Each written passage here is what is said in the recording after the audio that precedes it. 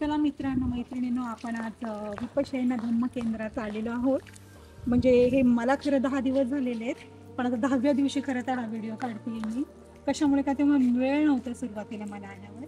तर हे विपश्यना धम्मानंद केंद्र आहे आणि इथेच आपल्याला मी 10 दिवस स्टे केलेला आहे आणि या 10 दिवसात मी खूप काही मिळवलेलं आहे. तुला तुम्हाला दाखवते पुढे. विपश्यनामध्ये जे साधक आहेत त्यांच्या गाड्यांसाठी पार्किंग लॉट आहे, इथे पार्किंग करू शकतात. आणि इथून पुढे दुसरं हे आहे म्हणजे त्यांचे राहण्याचे निवासस्थान ठिकाणे पुढेच आहेत. चला मित्रांनो, मैत्रिणी हा आपला रजिस्ट्रेशन हॉल आहे. इथे जे साधक राहतात त्यांच्या रजिस्ट्रेशनसाठी जमा केलं जातं.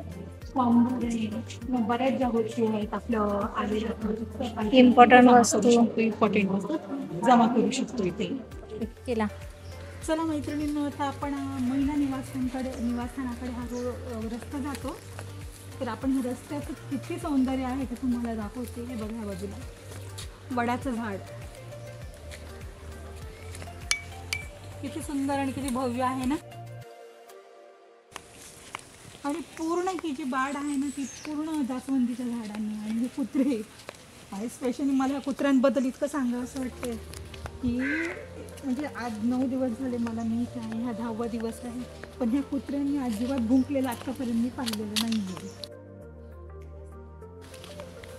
बघा किती निवांत झोपलेले, म्हणजे जसं हे पण विपश्यनाच्या याच्यामध्ये आलेलं आहे. महिला निवासस्थान, हा महिला निवासस्थानकडे हा रोड जातो. पण इथे बघा इथे किती शांतता आणि किती सुंदरता आहे. प्रत्येक रस्त्याच्या कडेने इतकी उंच उंच सुंदर झाडे झुडपे आहेत. पिंपळाचं झाड हे मुख्य हे दाखवायचंय मला तुम्हाला, कारण हे पिंपळाच्या म्हणजे 9 दिवसामध्ये आणि झाडाजवळ सारखं येत होतो. आणि जाळी असलेली पाने शोधून मी माझ्याकडे जमा केलेली आहे. जास्वंदीचे फुलं तर भरपूर आहेत इथं. हे बघा किती उंचची उंच झाड आहेत. आणि हे छोट्या छोट्या कठड्यांवर आम्ही सकाळ संध्याकाळ बसून सूर्यस्नान घेत होतो. संध्याकाळी सूर्यास्ताचं निरीक्षण करत होतो. इतकी सुंदरता आणि सौंदर्य आणि इतकी शांतता तुम्हाला कुठेच मिळणार नाही. या धकाधकीच्या जीवनात जे तुम्ही या सौंदर्याच्या सानिध्यात आलात, जसं काय स्वर्गात आल्यासारखं वाटतं. किती छान रोपं, किती सुंदर सुंदर झाडं आहेत. आणि मुख्य अजून एक दाखवायचं मला तुम्हाला. चला, हा आता आपलं महिला निवासस्थानाकडला रस्ता आहे. आपण काही पुरुष निवासस्थानाकडे जाऊ शकत नाही. आणि ही पाठीमागची साईड आहे, म्हणजे इथे पण राहण्याची व्यवस्था आहे साधिकांची, त्या वेगळ्या आहेत आणि ह्या रूम वेगळ्या आहेत. चला आपण या बाजूला जाऊ. अतिशय सुंदर व्यवस्था आहे. पाण्याची व्यवस्था तर इतकी छान आहे. प्रत्येक रूम मध्ये अटॅच बाथरूम.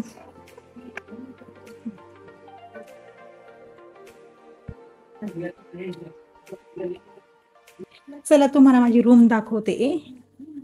मला रूम नंबर मिळाला 11-12. माझा नंबर आहे 12. आणि हे बघा ही रूम म्हणजे कशी व्यवस्था आहे इथे प्रत्येक साधिकांची केलेली आहे.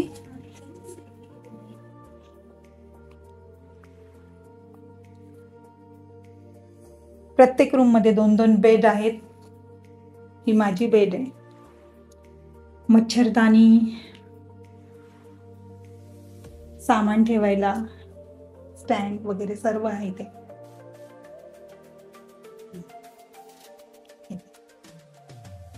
अतिशय व्यवस्थित सुंदर व्यवस्था. हॉट वॉटरचा टॅब आहे आणि कोल्ड वॉटर टॉयलेट, बकेट, सगळी व्यवस्था आहे.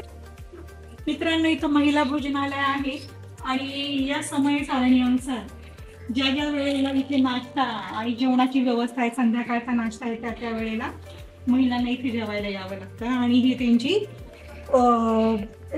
फुटवेअर स्टँड आहे.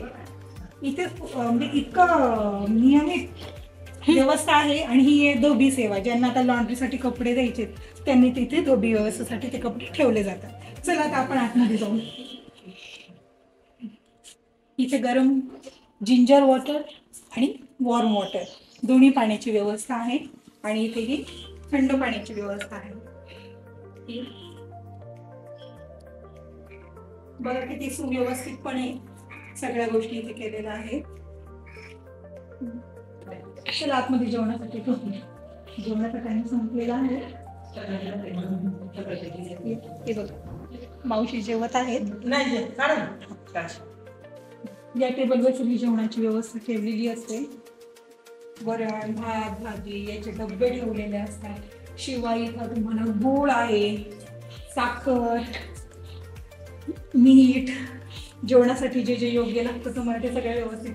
फक्त प्रत्येक साधिकाने आपले व्यवस्थित घ्यायचं आणि ताट घेऊन इथे बसायचं.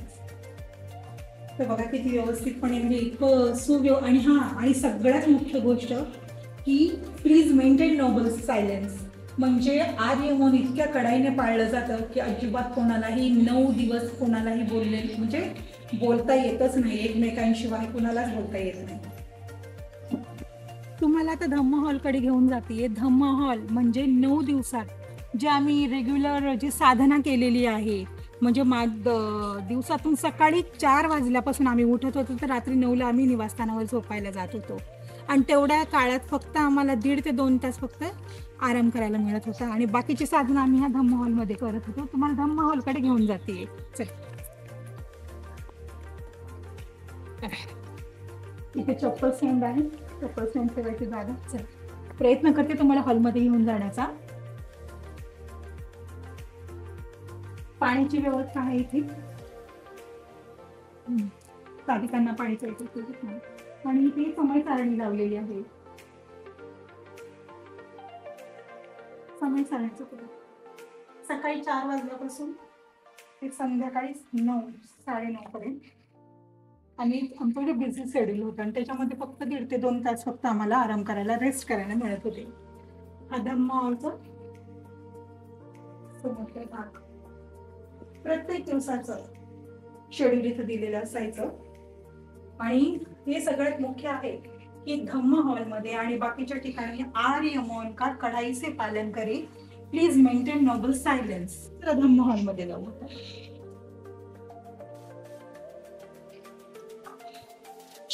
शांतता. इथे साधे आपल्या बॉटल्स वगैरे किंवा काही पिशव्या आणलेल्या त्या ठेवत असतात. त्याच्यानंतर आता धम्म हॉलमध्ये आवाज करायचा नाही. Please maintain noble silence.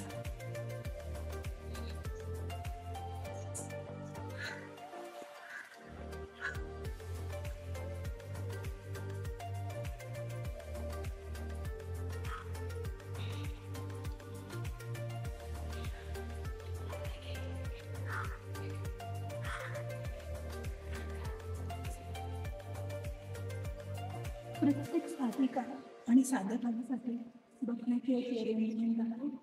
ते बघा माझी व्यवस्था इथे आहे.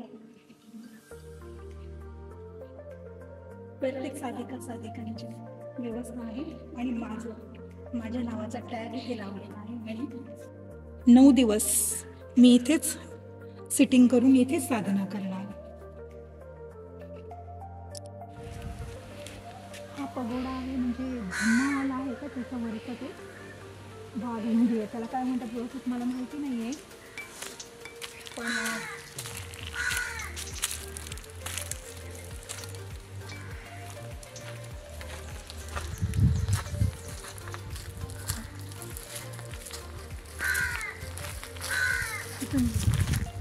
काय काय म्हटलं बंद करत जा. आणि आचार्यांचं निवासस्थान म्हणजे जे आम्हाला शिकवतात आचार्य त्यांचं निवासस्थान. बांबूंच्या झाडा. आणि मी जशी आली आहे त्या दिवसापासूनची गुलाबं फुललेली आहेत. थोडी पाठीमागे तशी गुलाबं फुललेली आहेत. अजूनही जशी तशी आहे. सुंदर सुंदर गुलाबांची फुलं आहेत. पण ते न तोडणं अशक्य म्हणजे नाहीच, तोडायचं नाहीच असे नियम आहेत. आता चला आपण जाऊ शून्यगारात. तुम्हाला मगाशी म्हणलं होतं ना शून्यगारात जायचं आहे. आणि आता आतपर्यंत तुम्हाला शून्यगारामध्ये घेऊन जाते येईल. हां आणि त्यातल्या त्यातच तिथे टॉयलेट बाथरूमची व्यवस्था आहे. साधिकांसाठी टॉयलेटची व्यवस्था आहे. चला आता तुम्हाला शून्यगारात घेऊन जाते. आणि शून्यगाराच्या प्रत्येक रूममध्ये तुम्हाला घेऊन जाते. तुम्हाला मगाशी म्हणलं होतं मी की शून्यगार आहे म्हणून. शून्यागारामध्ये हे अप्पर फ्लोअर आहे आणि हा लोअर फ्लोअर आहे. तर आधी आपण लोअर फ्लोअरला जाऊ. अगोदर इथे शूज सँडल तुमचे काढून ठेवायचे. चला, छान आहे.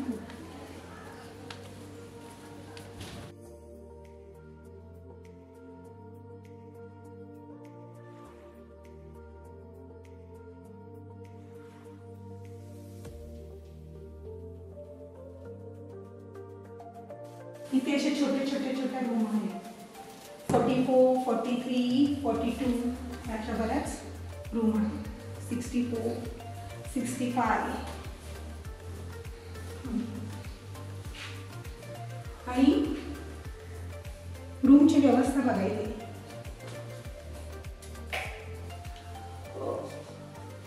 अशी बसण्यासाठी स्थान आहे. प्रत्येक साधिकेला इथे अलोनमध्ये म्हणजे एकट्यामध्ये इथे तुम्हाला साधना करता येते. चला दुसऱ्या रूममध्ये घेऊन जाते जिथे लाईटची व्यवस्था व्यवस्थित आहे. एक मिनिट. आय थिंक लाईट नाही आहे. हां आहे, हे बघा. याला म्हणतात शून्यगार. आतमध्ये म्हणजे इतकी नीरव शांतता आहे की आपलं मन पूर्ण एकाग्र होतं आपल्या आनापान स्थितीमध्ये. अप्पर फ्लोअरला जाऊ. अप्पर फ्लोअरचं जे शून्यगार आहे का ते दाखवते तुम्हाला.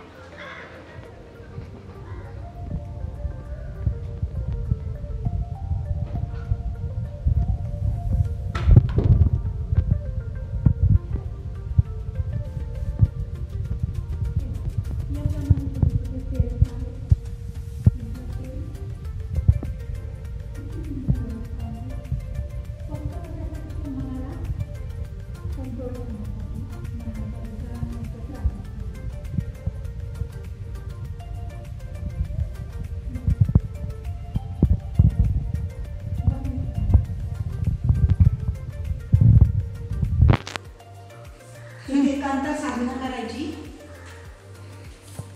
मन लागणारच ना. काय जे आमच्या कोऑर्डिनेटर आहेत बघा इकडे. कोऑर्डिनेटर आम्हाला खूप मदत केली अशी कंप्लीट करायला. Special thanks. विपशी येण्यात आल्यावर इतक्या जणांची ओळख झाली आणि इतके जण भेटले की काय सांगू.